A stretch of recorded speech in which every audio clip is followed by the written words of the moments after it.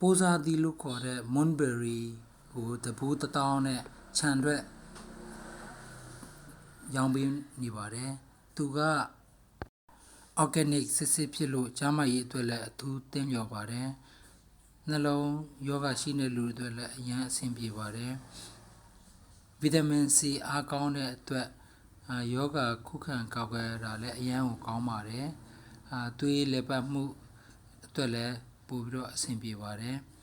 ကျန်းမာရေးအနေနဲ့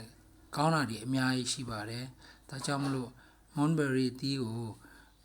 limit နဲ့ရောင်းပေးပါတယ် pre order ကြိုမှာရပါတယ်တပူရဖို့အတွက်2ရက်စုပြီးတော့ခူးရပါတယ်ဒါကြောင့်မလို့တီရီမြိုင်ဆေးချိုနဲ့မော်လမြိုင်မြို့မှာရှိတဲ့လူတွေ Moonberry တီးစားချင်တယ်လက်ဆက်စားချင်တယ်ဆိုရင်တော့မှာယူနိုင်ပါတယ်တပူကိုကျပ်1000ပါအိမ်ရောက်ငွေချေအတွက်ကတော့ပို့ဆောင်ကတည်တံ့ပေးရပါတယ်ခြံမှာလာယူလို့ရှိရင်တော့တပူကိုအခုပြထားတဲ့ဘူးတပူကျပ်1000ပါတီရီမင်္ဂလာအောင်စပူဘုန်းကြီးကျောင်းလမ်းနားမှာရှိပါတယ်ဈေးကျော်ကနေဆင်းလာမယ်ဆိုရင်တော့ခြံကြီးစုကရန်အောင်လမ်းထဲမှာရှိပါတယ်စားချင်တဲ့လူများကြိုတင် pre order တင်ပြီးတော့မှာယူနိုင်ပါတယ်ကျွန်တော်တို့ခူးပြီးတော့တင်ထားပေးမှာဖြစ်ပါတယ်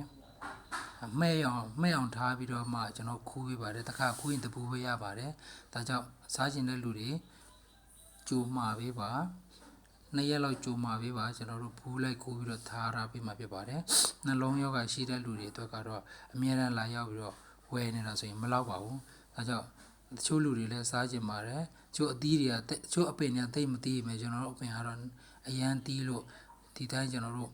အိမ်ရှိမှာဖြတ်သွားဖြတ်လာတဲ့ကလေးတွေလည်းခူးကျွေးပါတယ်စားခြင်းတဲ့လူတွေလည်းခူးကျွေးပါတယ်အများနဲ့ဆိုရင်တော့ဒီလိုတပူးအပြည့်ဆိုရင်ကျွန်တော်တို့အများကြီးခူးရပါတယ်ဒါကြောင့်မလို့တပူးအပြည့်ကိုကျပ်1000ပါ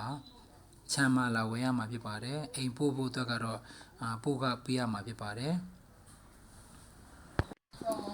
ပိုးစားသီးနဲ့ပတ်သက်ပြီး Moonberry တီးရဲ့ကောင်းကျိုးတွေကိုတော့Google မှာလည်းရှာဖတ်ကြည့်လို့ရတယ်လို့ Facebook မှာလည်းရှာပြီးဖတ်ကြည့်လို့ရပါတယ်အကျိုးရှိတာအများကြီးရှိပါတယ်ယောဂတိုက်ဖြတ်ကောက်ွယ်မှုစနစ်တွေလည်းအရန်ကောင်းပါတယ်ဗီတာမင် C ထူးကဲစွာပါဝင်တဲ့အတွက်ကျွန်တော်တို့ဒီတောင်ယောဂတွေကောက်ွယ်ပေးပါတယ်